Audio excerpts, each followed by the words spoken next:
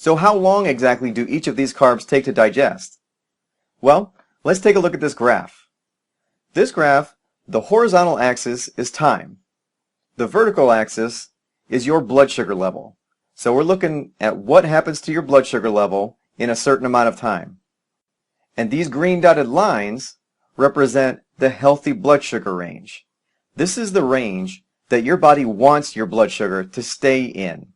It doesn't want it to be too high, and it doesn't want it to be too low. And this black curve is your remaining blood sugar from your previous meal. So now our blood sugar is getting a little bit low, so we're going to eat a meal. If we eat sugary foods, your blood sugar will rise very quickly, like within 15 to 30 minutes. White carbohydrates take a little bit longer, but they can be between 30 minutes to an hour before they're fully absorbed in your system. Whole grains take a whole lot longer. They can take an hour and a half to 2 hours to be fully digested. Now each of these times are different for each person. Each person's body reacts differently to carbohydrates. That's why some people gain weight more easily than others. So, how does this affect me? Well, let's take a look at what happens when we eat a meal with sugar or white carbohydrates. When we eat sugar or white carbohydrates, these carbs digest very, very quickly. And your blood sugar, as a result, will rise very, very quickly. And it will spike, actually, because we're eating sugar and white carbohydrates. When your blood sugar spikes, your pancreas will release insulin. Insulin's job is to maintain your blood sugar level in between those green lines. So if it gets too high, your body will release insulin to do something with that extra blood sugar. So if your blood sugar spikes, your pancreas will release insulin to get rid of that extra blood sugar. So insulin gets rid of the extra sugar and moves it into your cells. Now which cells we'll talk about, because it could be either muscle or fat. We'll talk about that later. But insulin removes the extra sugar from your blood and moves it into your cells.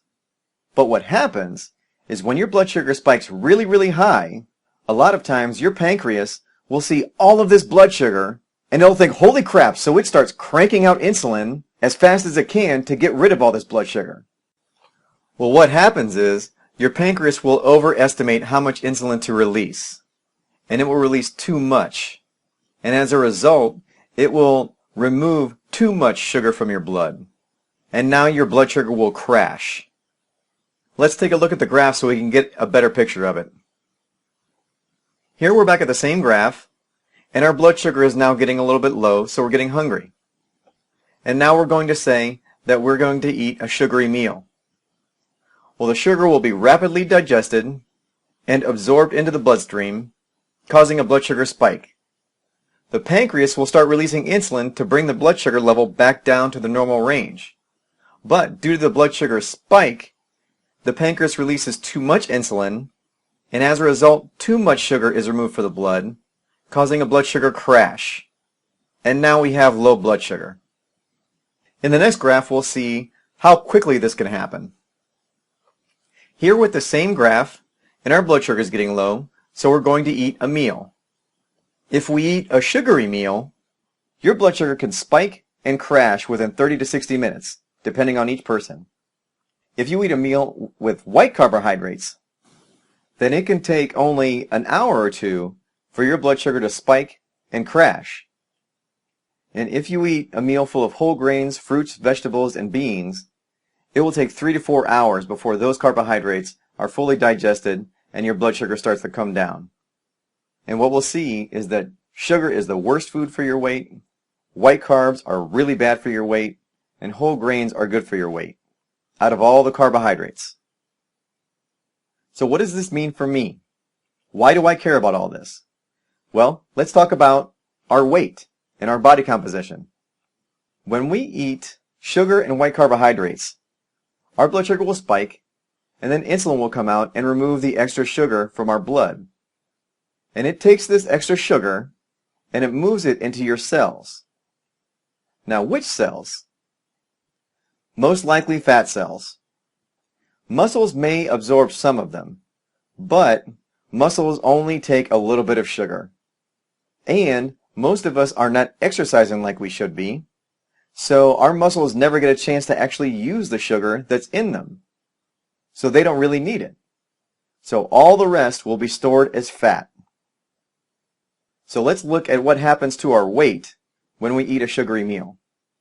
So here's the same graph, and our blood sugar is coming down, so we eat a sugary meal. Our blood sugar will spike, then insulin will come out and bring our blood sugar down, but insulin will remove too much blood sugar. And here's the kicker. Look at this graph. Almost all of that sugar, from the top to the bottom of that red curve, will be stored as fat. And let's look at this when we do this 3 to 5 times a day. As we eat sugary meals, our blood sugar will spike and crash, and spike and crash, and spike and crash. And every time it does this, your body will be storing all that extra sugar as fat.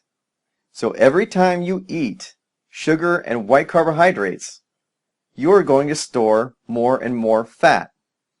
If you do it 3 times a day, you're going to store 3 meals worth of fat. If you do it 5 times a day, you're going to store 5 meals worth of fat.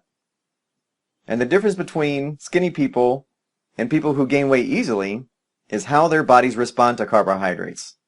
Some people will only release a little bit of insulin for a large amount of carbohydrates, and so their fat gain will not be as large. Some people release a ton of insulin per gram of carbs, like me.